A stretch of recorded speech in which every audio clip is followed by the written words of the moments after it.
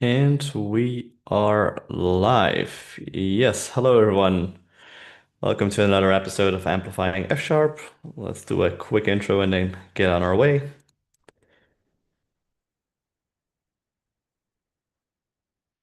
So, yes, apologies. Quick TLDR. We are amplifying F Sharp. We're trying to increase contributions and awareness in the F Sharp ecosystem. We're targeting a lot of open source, but we're also very much interested on latest developments in F Sharp. Our bread and butter is a bunch of sessions. We've done a lot in the past, and we have the session with Lewis today. You can check that out. We upload all these on YouTube, and it's typically happen on Friday. You can also become a part of it by going to this little join us page. If you fill in this form where we ask you some questions, we can connect to each other, collaborate on a GitHub repository, talk a little bit, go back and forward, and set up the next session. This is all voluntarily driven, so if you do have an interest of bringing a session, please reach out to us. We're always looking for new targets. And yeah, with that out of the way, let's go to today's session. I'm just gonna give the mic to Lewis and talk about Wybe. Take it away. Hello, my name is Luis, and today I'm going to talk about Wybe. I'm not sure if that's the right pronunciation because Wybe is the name of Dijkstra, is like the second name of Dijkstra. So if some of you Oh, speak Dutch, oh, then I do, maybe I you do. know It's Wybe. It's called we, Wybe. yeah, Wybe, Yeah. yeah, Wybe. Oh, yeah, yeah, yeah. Okay, interesting, cool. So that's the source of the name. Wybe is a tool for making formal verification accessible to all. First, I need to start explaining what formal verification is because this is not an obvious subject. Formal verification, as far as I understand it, is a way of making that your is of making sure that your programs have no errors. How is this possible? First, we need to talk a little bit about math to explain that we need to acknowledge that mathematical formulas are universally true. This means that mathematical formulas are true because they follow some rules that are independent of the culture, epoch, or any other particular circumstance. We could argue that mathematical formulas capture something essential about being a human being.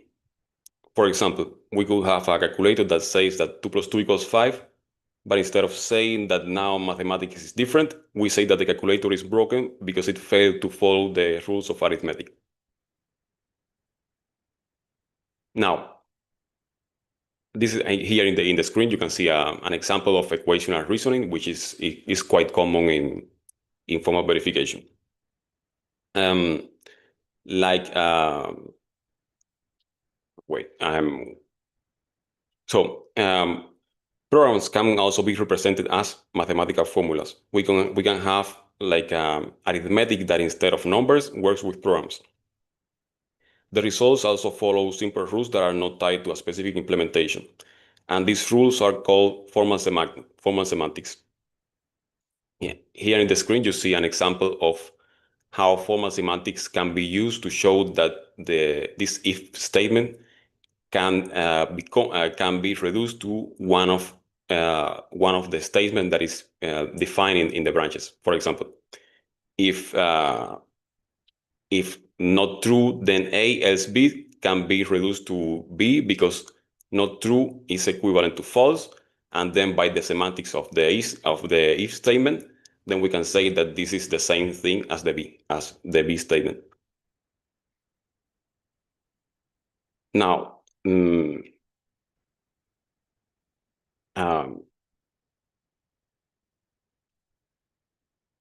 so I was in the formal semantics. So this means our one thing that is important to say is that even if the program is going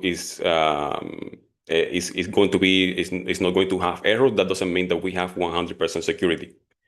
Why? Because what I'm implementing is like some sort of calculator for computer programs, which the calculator itself can have errors, and the underlying computer can also have can be compromised.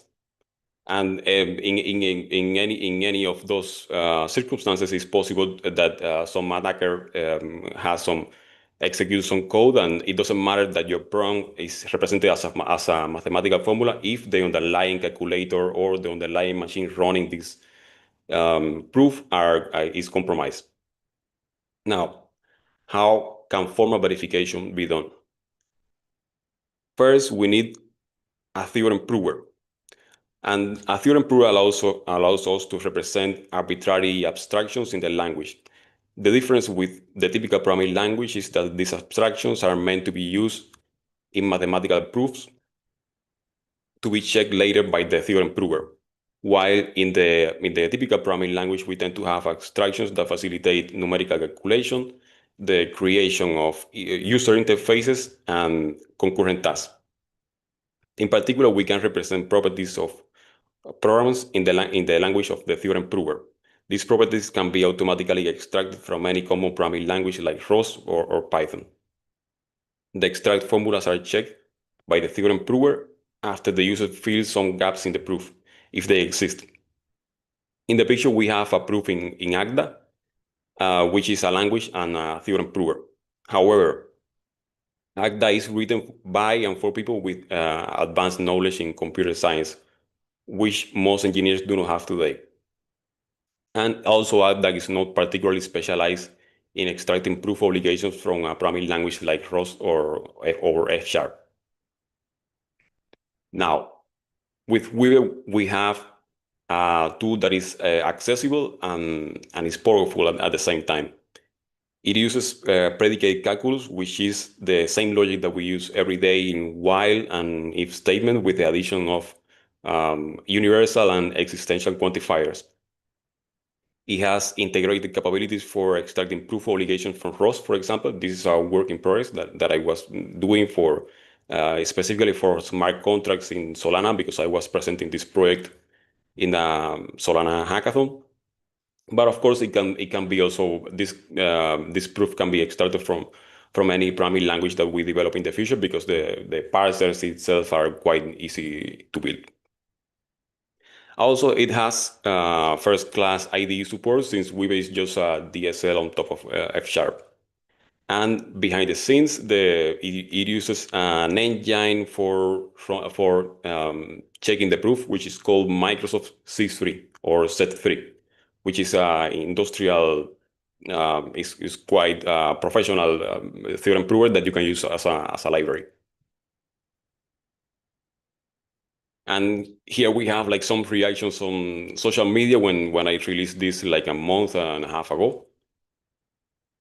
In LinkedIn, we have like some people that reacted. For example, you might know this one, Domsime, and Guillaume Claret, which is working on formal verification for cryptocurrency and Web3 and all that space for a company that is called Formal Land. GitHub, and this is me 10 years ago doing the same this formal verification logic like by hand. A journalist that is friend of mine made me an article thinking that I was crazy because I was trying to run programs by hand. So that's it. That's the presentation. And now, if you have any questions, I can answer, but we can also go to the more practical part. So is any of this comparable to like Lean 4? I don't think that is so powerful as Lean. Got it. Got it. Thanks. Because Lean has dependent types is more professional. I think it depends on how it's going to be as powerful as C3 allows us to put things on top of it. So that's the limit, I think. Why Besides that, can't of course, we can also write parsers of Rust, Go, whatever, and create like some sort of ecosystem around this to parse different programming language to create rules for extracting the semantics of Rust programs, of Go programs, of whatever, and that can also be an interesting development of the project. There's a project by, I think, Rust, AWS folks, and there's another independent project by OCaml folks which do the same thing. One is Gospel in OCaml, and the other, I think, in Rust, it's called Viper or something. It's essentially specification of certain properties as decorators or like PBX, and then you can generate or enforce proofs for that particular function using that.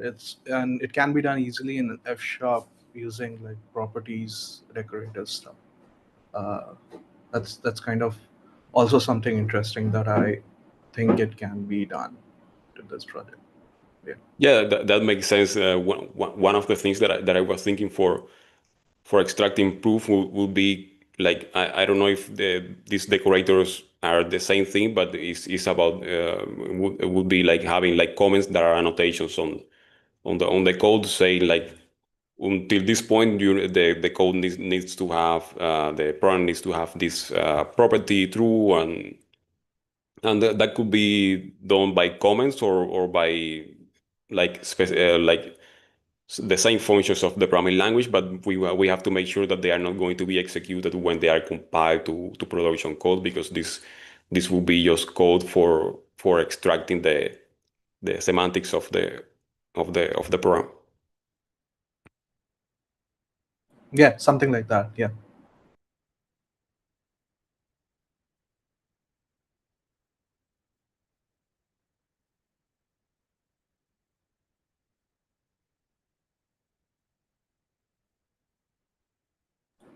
Can you make the font a bit readable? I can't seem a bit zoomed in. Thank you. Yeah.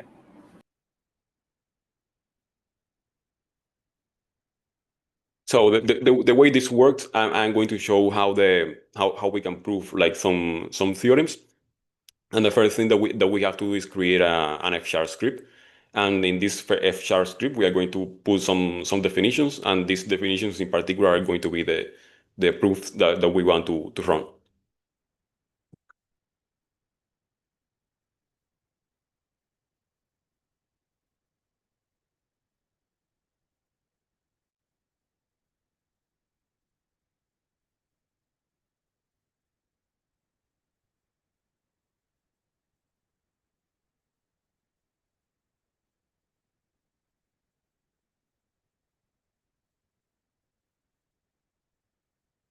Probably the most simple thing that we can do with Wybe is to create a variable. In this case, this is going to be a Boolean variable. And here we can create our hello world proof. Let's create like two variables instead, P and Q.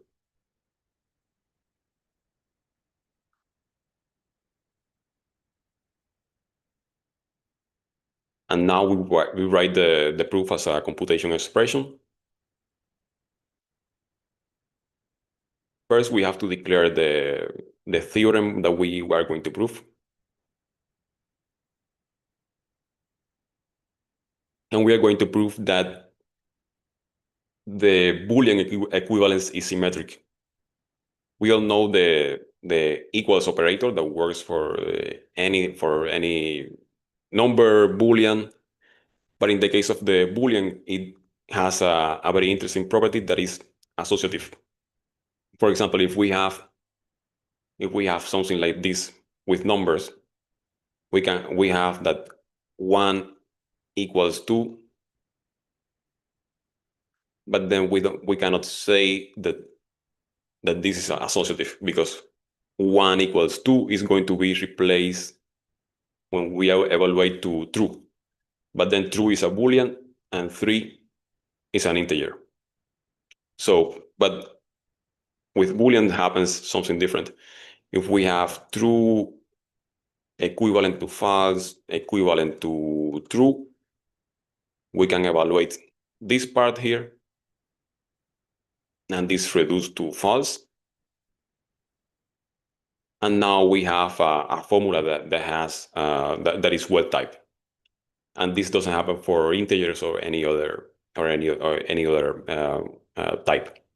So that's why we have a special operator for Boolean equivalence, and this operator in particular, like the typical equality operator, it is symmetric. That means that if we have P equals Q, we can replace that by Q equals P.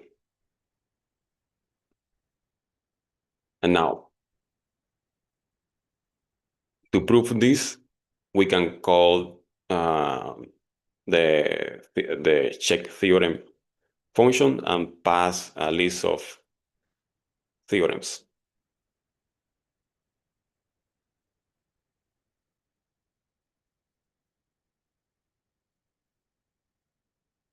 And now we run the script.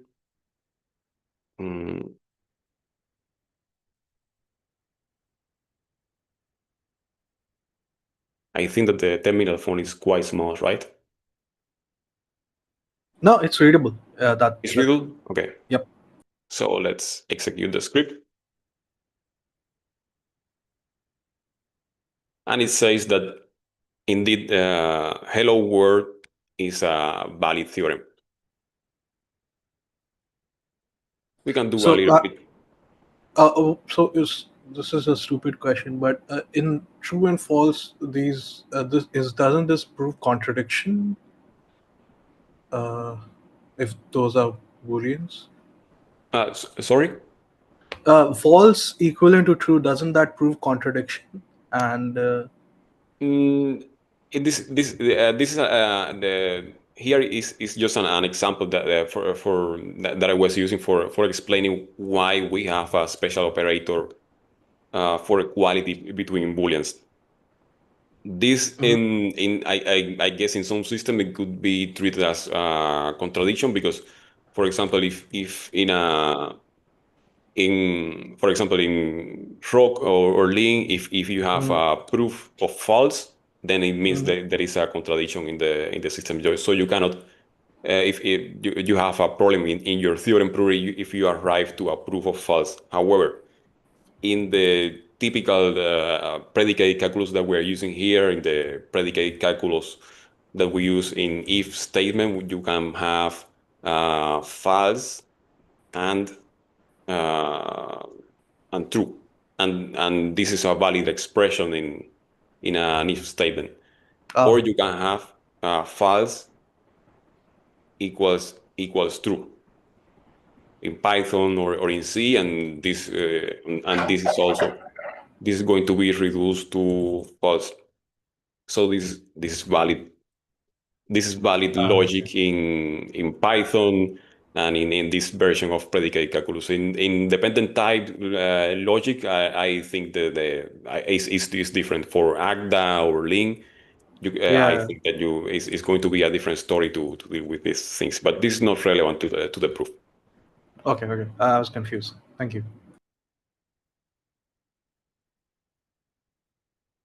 So here we have a very simple proof that the Boolean equivalence operator is symmetric. Now we can take this on the left, P equivalent to Q, and replace this for Q equivalent to B. We can start we can go to something a little bit more complex. That is showing that in this system, true is a theorem.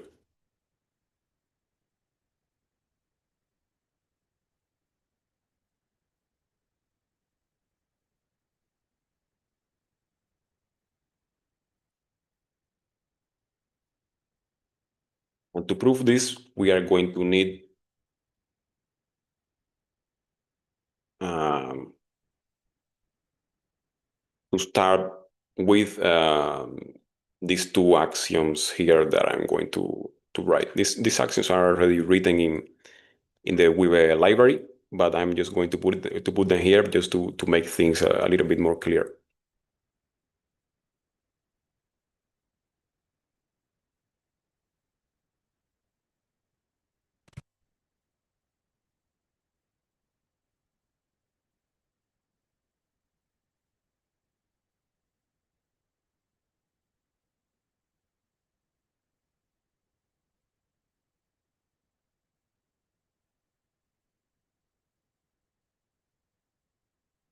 So the proof that we're going to build here is going to start with this step.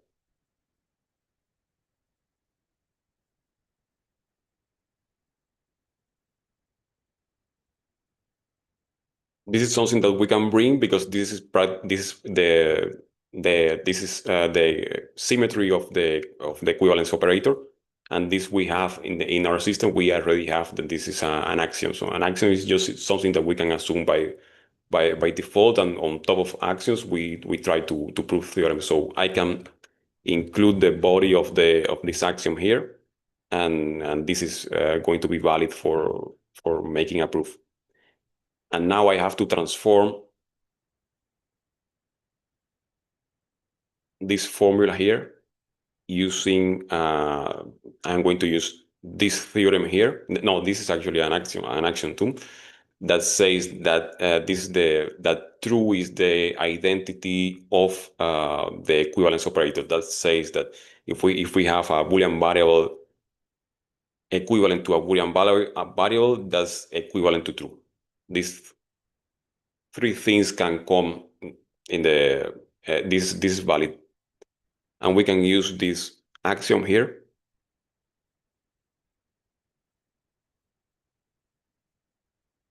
Actually, I'm going to be a little bit more detailed in the proof.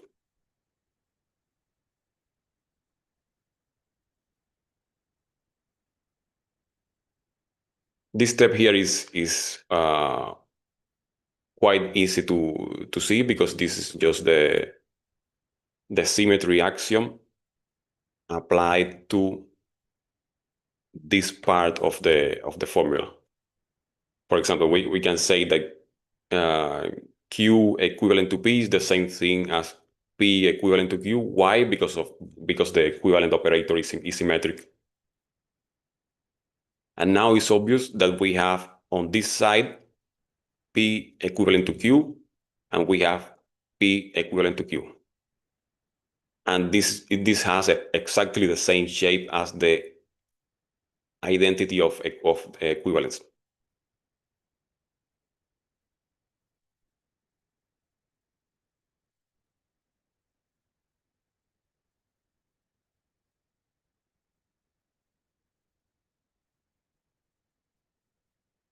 And because of that, we can replace this by true. Why? Because the identity of equivalence axiom says that if we have x equivalent to x, we can replace this by true. And this is like exactly what we are doing here. We are saying that this thing is like the x on the equivalent on the identity of equivalence, and we can replace this by true.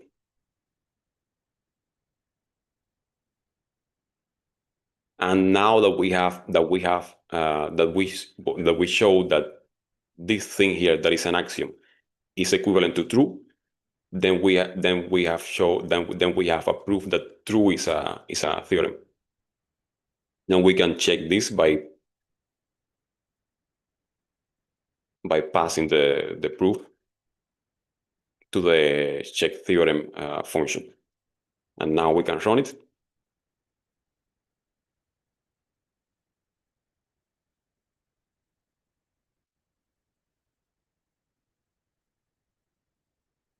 And now we have that true is a theorem.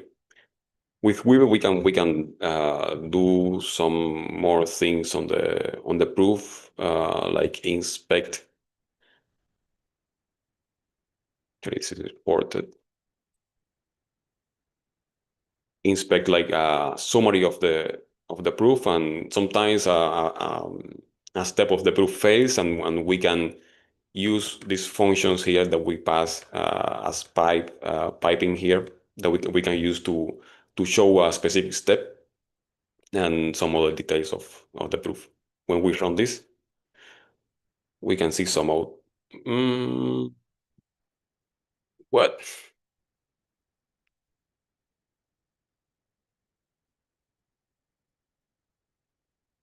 Okay.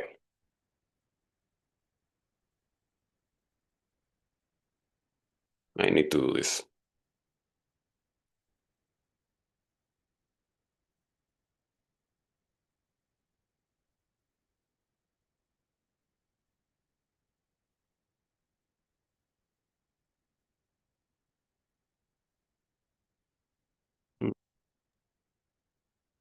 Any units after true tier? Did I forget? I think I make a mistake in the library because I did a release not long ago, and I think I changed the type of inspect. Okay, but this should work. Okay, so inspect allows you to see like some details of the proof like formatted in a closer notation to what Dijkstra used to write. And we can see the proof here with the intermediate steps. P equivalent to Q equivalent to Q equivalent to P can be transformed into this formula, and this formula here can be transformed into true. And that's the end of the proof, because we arrived to the formula that we wanted to prove here.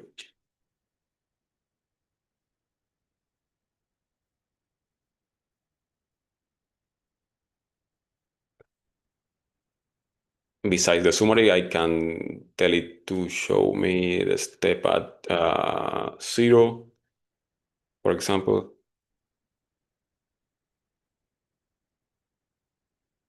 Yeah, this is just the step 0. And there are more things that can be done with inspect. I usually do this to show the proof in the command line.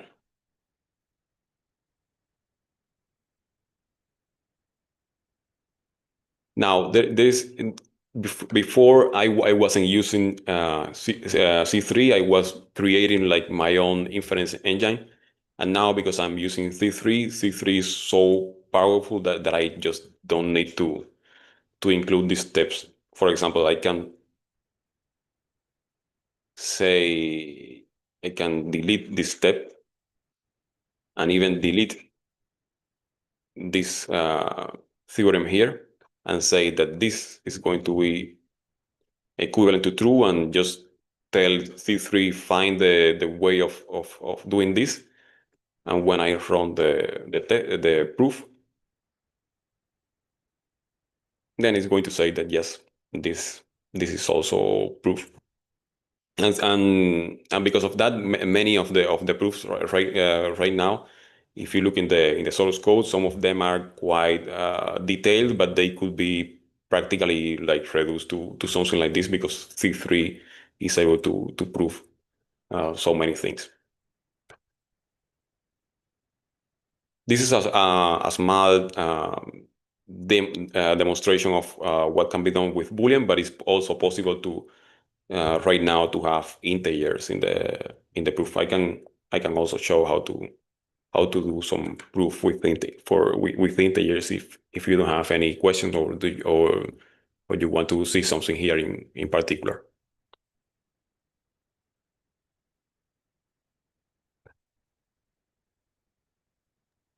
I think showing integers would be good. Okay, let's do it. So let's import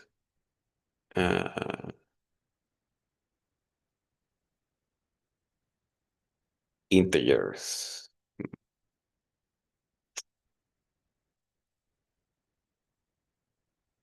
By the way, I'm mentioning if you see this model name here, Grice Snyder, is because I am using this book that is called a logical approach to discrete math, which has like formalization of interesting parts of math, like predicate calculus, integers, graph, and so on, in a way uh, that is quite easy to formalize using this predicate calculus.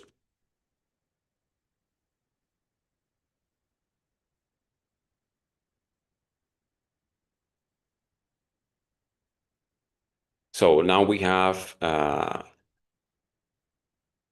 integers. We can let's prove something about integers. Let's define this function pos, which means positive. Zero here is defined like this, because under the hood, this would be like the definition of integers that these formulas are that is used in these formulas to be able to transform them and to pass them to C3. But zero is such a special number that instead of writing the whole time integer zero, I just created a variable that has this same value. So we all understand that x greater than zero means something is positive. And let's write a theorem about positive numbers.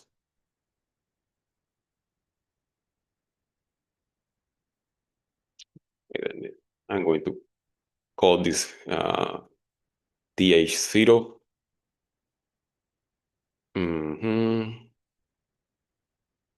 If you don't want to write the name of the theorem, because it's just like something that is going to be thrown away, you can use the lemma function.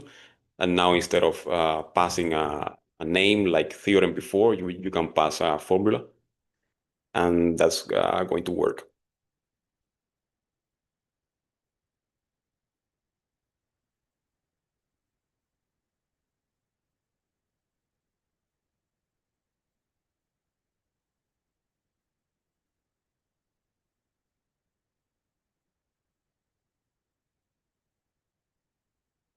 This theorem here is quite easy to understand.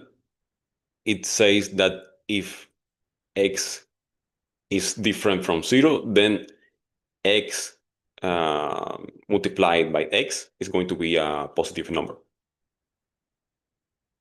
And we can check this by passing it to check theorems. Now we run the script.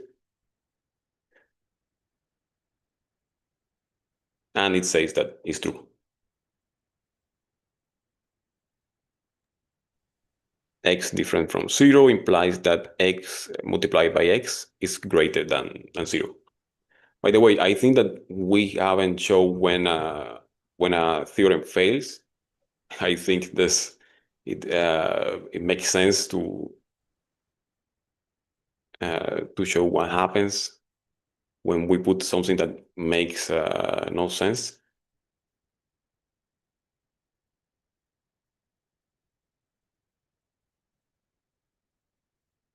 Okay. C3 found that this formula can be refuted. The way C3 works for checking proofs is that you pass the negation of the formula that you want to prove, and then C3 tries to find a counterexample of this formula. If it finds a counterexample, then it says that this cannot be proved. Also, C3 could say that it has three possible answers for your formulas. That it found a counterexample, that the formula was proved, or that it doesn't know. In the case that it doesn't know, we have to put like more detailed steps in the middle. But as you can see, C3 is so powerful that in many cases we don't need the detailed steps in the middle. Can you explain how It finds a counterexample. Like, what is the search strategy behind that? Do you know? This is called a satisfiable module SMTs, thing. right? SMT, yeah. It's Mhm. an SMT solver. This is like a whole area on itself on how SMT solver find the counterexample and or try to prove something. This is Okay. beyond this is beyond my scope right now. Okay, But it thanks. for sure is a quite interesting subject because I'm quite impressed of how many steps I can remove from my proofs and it still finds the the way of proving them or to refute them. Another typical theorem about integer that we know from high school probably is that if we multiply two negative numbers, then we get the same result as multiplying the two numbers, but their positive versions. Let's try to check this. It works. Actually, the what is showing here is quite interesting. I think it's the first time that I see that I some of these formulas I have to improve how they are showed in the terminal, because actually this makes sense, but it's kind of weird that it translated minus x as 0 minus x, as you can see here. Can we see the steps also, like of the thing? That would be This interesting too. this is something that I wanted when I was building this to have like a more detailed step of the proof, but the SMT solvers, they are, at least C3 is not specialized in giving you like the explanation of why this is a proof. They just find the proof and they don't give you like a very detailed explanation of why this is true. And this is becoming like a source of controversy in the mathematical community, because there are proofs that are called inscrutable. Because, for example, the four colored theorem has a proof that was found using a theorem Through prover, Cork. Yep. and nobody knows the intermediate steps because it was found using one of these very powerful tools. So people kind of accept the proof, but they cannot see the intermediate steps. And this is But something that also happens with C3. You just pass a formula. Sometimes you need to have the intermediate steps, but in you cannot see like a detailed proof of how it proved this whole thing. Maybe it's possible to do that, but I'm still quite new to use C3. So maybe in the future I can show you. Look, here is this is the best that we can do with C3. But I have understood that is not usually it's not possible with SMT solvers. no, so I was referring to the summary thing that kind of showed at least some Ah, steps. yeah, the summary is something that works because what I do here is building using these computation expressions. I build like a sequence of lines, and I can, and once that I have like this list of lines that I can kind of compile like a proof, I can show them, I can convert them to string. Uh, but it's not going to show any detail that is mysterious right now. I can do the summary here, and it's not going to show much besides what is already written. Yeah, it's summary. This square means end of proof because the proof is so short that it only contains this. There is no additional transformation of this formula Oh, into that's something that we know that is an axiom or something that we know that is true. yeah, that's not helpful. Anyway, I just thought maybe somebody would. But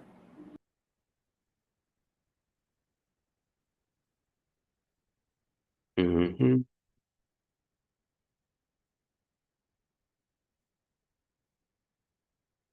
I can also show this is going to be also a very short proof. It's one of those things that seem obvious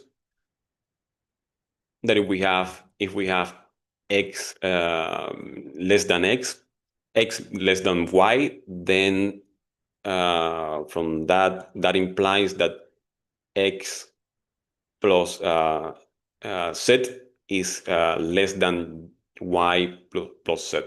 This is called monotonicity.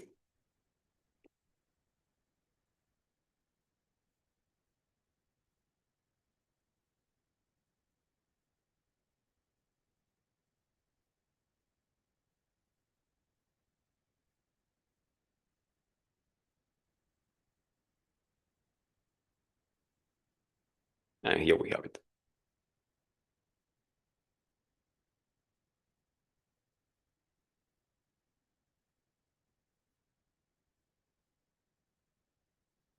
And also, besides integers, we can prove things about sequences. I have been working recently with sequences, so this is the very early proofs about sequences if you want to see them. Or by the way, this all of this is achieved by like overriding the static methods of types in F sharp. So this operator can be overloaded because this is not an actual integer. This integer here is a type that I define that has a static method that overrides this operator. So that way I can create these formulas that look like typical arithmetic, but in the end is not. There is nothing being calculated here. It's just calculated in the sense of numbers. This is just for building formulas that are then passed to C3.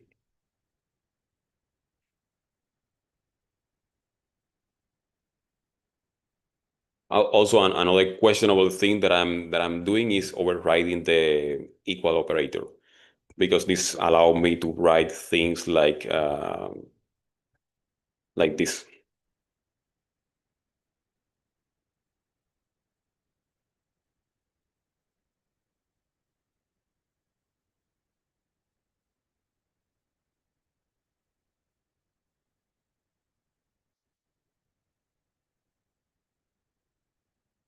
For example, this equal here is not comparing anything. It's just creating a new formula from this thing on the left hand side on this thing on the right hand side. And this is an axiom that says that every um, number has like the opposite sign of it, that when you sum that number with that other number, then you get 0.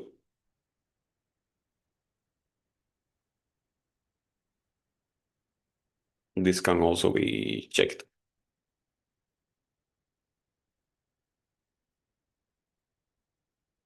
Yeah, and then we have it here. Exist x such x plus y equals 0. And by the way, I in the Boolean when we were talking about Boolean variables, I forgot to mention that it's also possible to define these existential and universal quantifiers. For example, we can have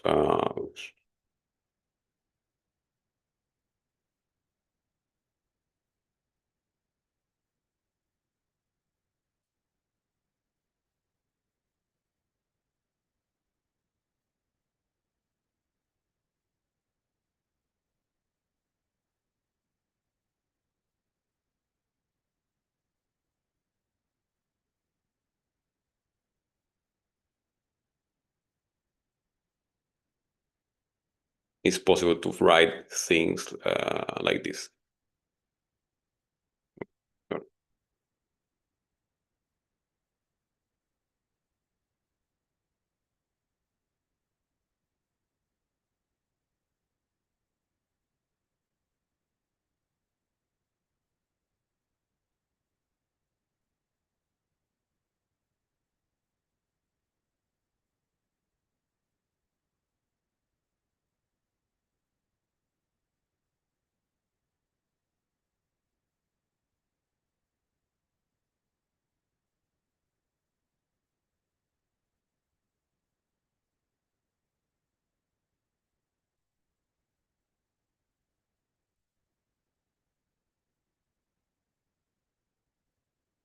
This is the Morgan law, but for universal and for universal quantifiers. That is that if we have not for all something that can be converted into exist, the negation of that something inside.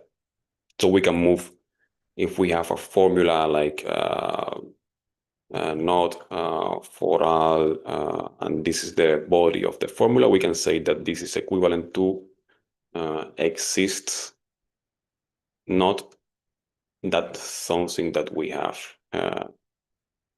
inside. Just to clarify, because this notation here might not be quite obvious when you see it for the first time. So I was going to talk about sequences. I've thought about De Morgan's law in a very long time.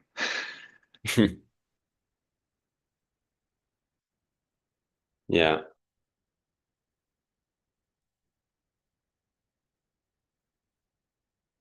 I also forget about the Morgan law. And now that I have been working in this, I remember that it exists. I used it more in circuits, but it's makes sense why it's used here. Mhm.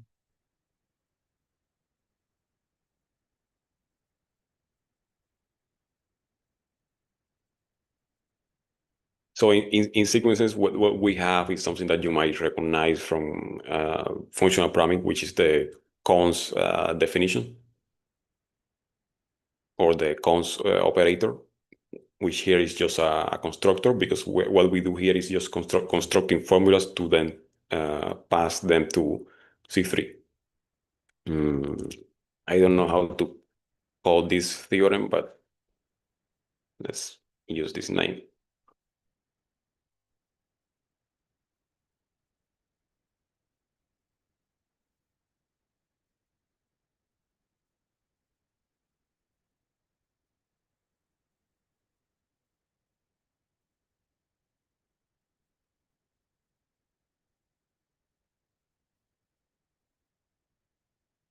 So basically, what we are saying in this proof here is that if we have element A and we have a sequence X, and we do a cons of the element A and the sequence X, then this is going to be different from X. This is also obvious stuff, but of course, these are the small steps for them proving more complex things that I think it's important to have them in a library just to agree on which could be those basic steps.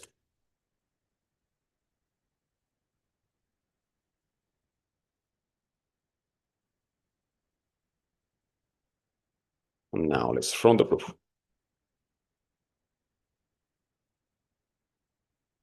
The proof is okay, but as you can see, I still need to work on a string representation of these formulas that are being created every time that I pass them here in the proof.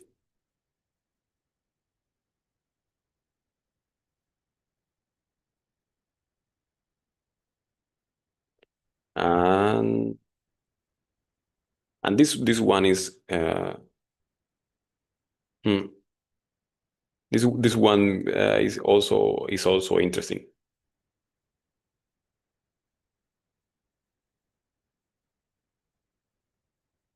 And maybe it's going to look a little bit weird because I still need to work on a more ergonomic way of writing these formulas. Mhm.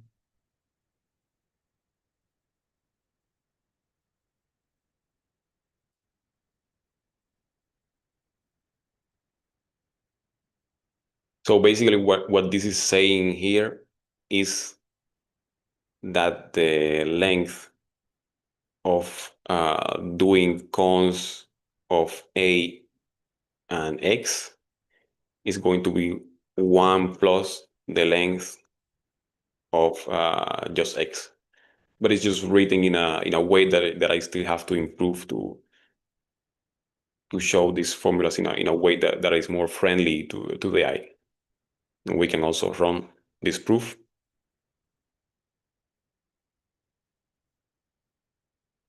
And here we have that it works. If we omit, if instead of 1, we write 0, we can see that hopefully it fails.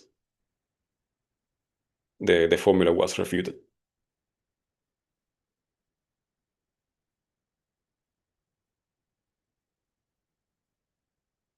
So regarding the proving part, you can see that it's possible to prove things about booleans, integers, sequences is under construction.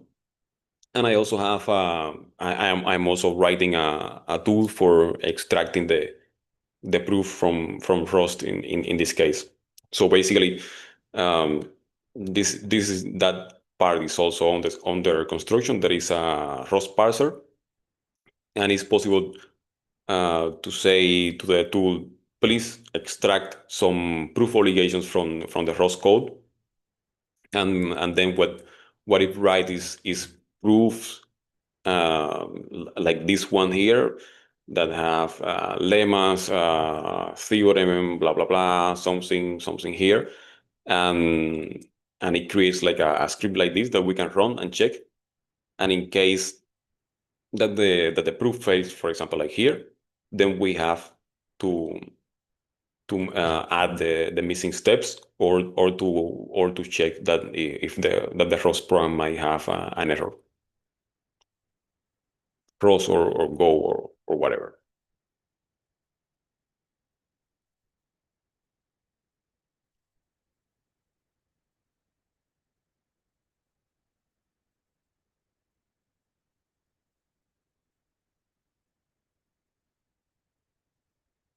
Questions?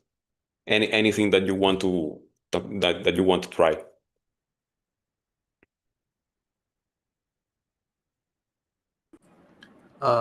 Maybe a little bit of like tutorial stuff would be nice.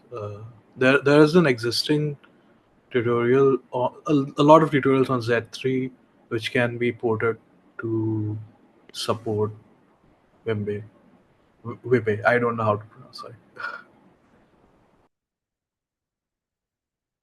Uh, Sorry, I think I need to improve something with my audio. I didn't get your question. Sorry. So as not there's no question. Just if it would be nice if we had tutorials also Oh to. yeah, sure. Sure. I'm still working on sequences on writing like many of the theorems that we have here in this book, and also to extract proof from proof obligations. That's the correct term from Rust, from Go, from any programming or even F sharp. Um, so to make this like a more productive thing, because I think that some people can be interested in doing formal verification for their Rust programs or for their F-sharp programs. But yeah, for sure, yeah, the tutorials also make sense. Ideally this could become like at least like some sort of standard on how to extract proof from Rust or F sharp or any language that people want. to do formal verification in, and yeah, the tutorials will be quite important to introduce people to Wybe and to formal verification.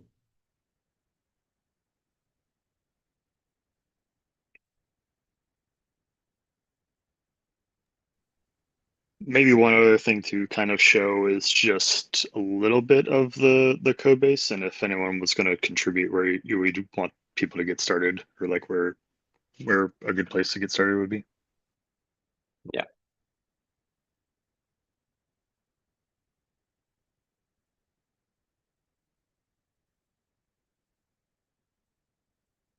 So the code base looks like this. Wait, let me.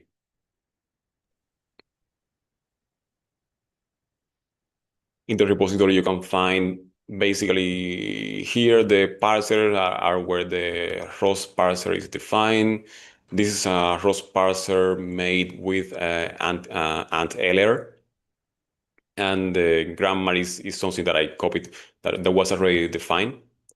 So it's just creating a new parser is just a matter of getting the grammar from a repository that is probably written somewhere is the URL, but just throwing the grammars, the lexer and the grammar here of the parser is going to be enough to have a parser of for any programming language. Here I have these two examples for Go and Rust. I have been working a little bit with the one in Rust. And in the project Prover is where most of the interesting things are happening right now. Here we have in core is where the formulas are defined. The formulas that are used by the in the proof by the expressions. For example, the integer is defined here. You can see integer is int64. You can see the constructor for representing arithmetical operations. We can see the constructors here for representing uh, predicates, some integers like exceeds, less than, at least, at most. I'm using the at most instead of less than or equal name, because this is a name that Dijkstra was using in his writings. And he considers that this name is better than having this name less than or equal, which has like some sort of case analysis embedded in the name.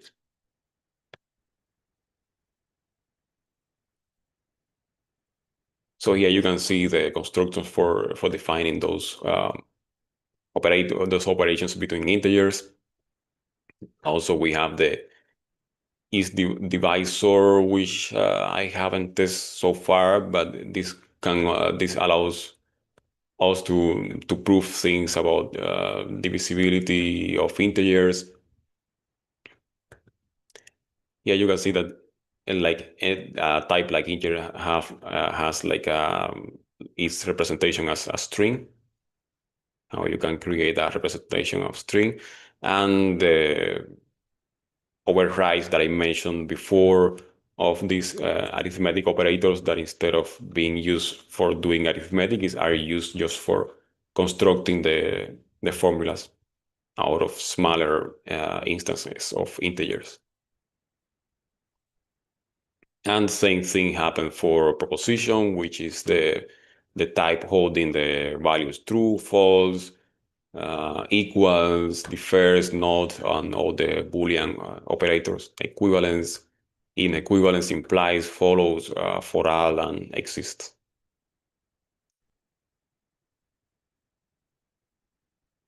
Mm. And here we have the type for defining the sequences, the empty sequence, the cons of an element and sequence, concatenation is prefix of, suffix of, the length, and I just added. And yeah, basically in core is first the formulas are defined, and below you can see where the computation expression for proof is defined. Here it is. Basically, what it does is like a in many cases it's just like a typical sequence computation expression, because it's just yielding the proof lines and concatenating, like using like list concatenation. And in the end, this list of proof lines is, let's say, compiled to something that can be checked by C3. And the lowest computation expression, which is a computation expression for the intermediate steps that are that in the proof computation expression. That before this was more important, but now that with C3 there is practically no intermediate step. But I guess as long as when the proof become more complex, then um, this is going to take some relevance. And here we have the definition of the Boolean operators, like not, like the equivalence, inequivalence, implies, follows, and, or, universal quantifier, existential quantifier, function for defining axioms, function for declaring a theorem in a proof we saw before. Here we have the not so recommended in most of contexts redefinition of the equal operator, but in this case, since it's a DSL and the equal operator is not going to use for anything else, then I think is fine. If you use if we overwrite the equals operator just for creating this for as a constructor for this case here. And here we have the functions for creating Boolean variables, integer variables. And in the Grice-Snyder is where theorems and axioms of for specific things like sequences or predicate calculus are defined. I am using some Unicode names here. For example, this epsilon for the empty sequence. I think it's nice that F# allows to use Unicode names in the names of some definitions. What else we have? And we have inspect, which is where we have the functions that take the computation, the objects, the values defined by the computation expressions, and allow you to print some of the details of the proof, like the summary that we saw before. Here is the one for printing the summary.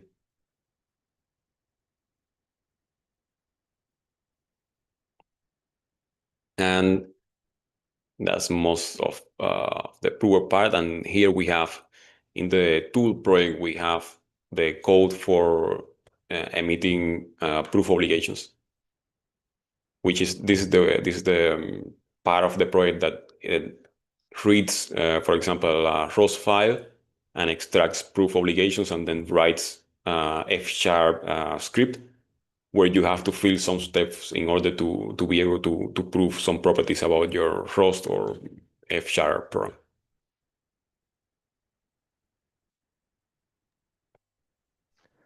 Could you show where you hand over to Z3?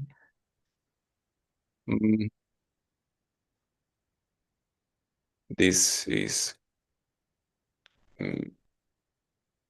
core is a is a big file. I mean, big for my standards, I think. There, we build the C3 part is here on their check predicate. So it receives context. This context is something from C3, and proposition is the proposition that I define. First thing, use the context to create a solver, and then add constraints to the solver, and like creating a negation of the expression that I want to prove.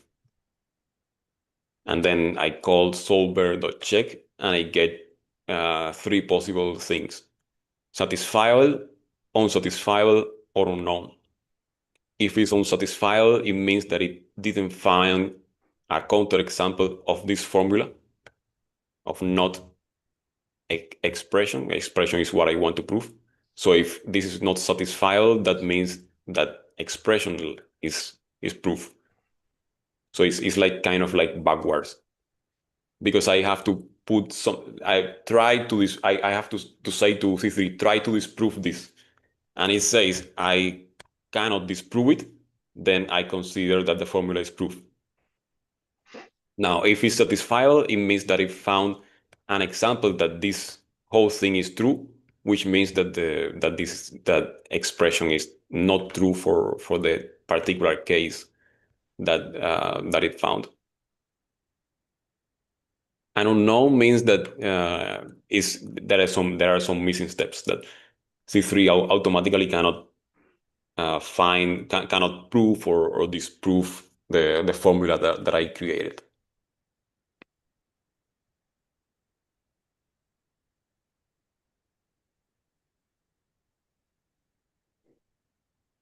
So it's quite a small, yeah, like from what we are seeing here, a small thing to plug in another engine, or is it more than we see? No, it's just this. Yeah, It's just okay. I think I have a script that shows because here is inside this more bigger file, but here is quite self-contained. For example, you can take this F# script, and this is everything that you need to do in order to use C3. Okay. Open Microsoft.c3, create a new context, create two integer variables, x and y. Then you create some formulas calling the context, like greater x. Here we see greater x than 0 and greater y than 0. I wrote it here in the comments what I was trying to write. So you can write all these formulas, conclusion. Yeah, if we have that x is greater than 0 and y is greater than 0, then you can prove that x plus y is greater than 0. So this is how you express this using, let's say, pure C3, the pure API of C3. Then I build the whole implication here, create the solver. I pass the implication, of course, negated to the solver. And then in the end, I do a case analysis to see if it found a counterexample, or if it didn't find a counterexample, that means that the implication holds universally. So this is you can see here a self-contained script to use C3. Yeah, very, very impressive work. I have to give you a lot of kudos. Like it's really impressive. Thank you. I really want to take this to the next level, to be able to do formal verification, like to get the ROS parser working, the Go parser working, all those parsers, and to be able to extract the proof obligations. But by the way, I'm using Edgar's library for generating the F# code. Nice. We will tell him. A fantastic library. Definitely, it's a fabulous AST for anybody that's wanting to know. Yeah, it's quite easy to use. I mean, compared to the big definitions of is what is the other library, Fantomas, I think. the one that is using behind. Yeah, there's many layers there. There's the F sharp AST itself, and then Phantomus has a lighter syntax on top of that, and then Edgar built another thing on top of that.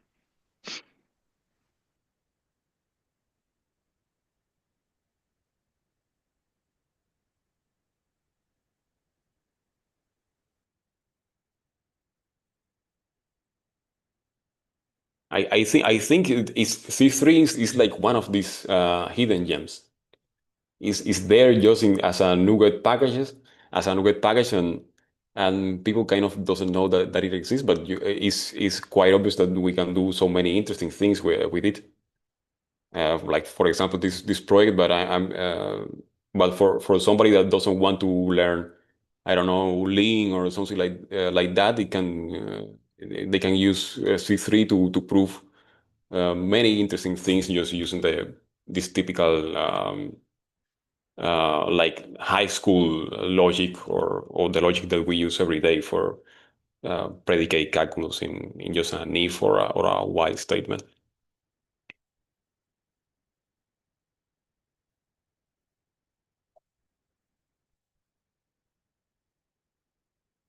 Maybe this is the killer app of functional programming languages, because maybe people are not going to learn to use a theorem prover, but maybe they learn to use a theorem prover embedded in a functional language like F sharp.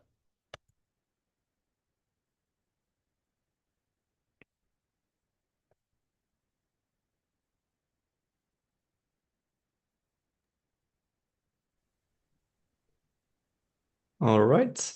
I don't think we have any other related questions left. So going once, going twice. Anyone still wants to add something? All right, I think that's it. Thank you very much, Lewis, for this presentation. Thank you. Yes, very, very impressive stuff. And yeah, that was it for May regarding amplifying F sharp. We might be back in June, but there's no session locked down yet. So if you're interested in bringing anything, definitely reach out to us via the forum, and we'll see you next time.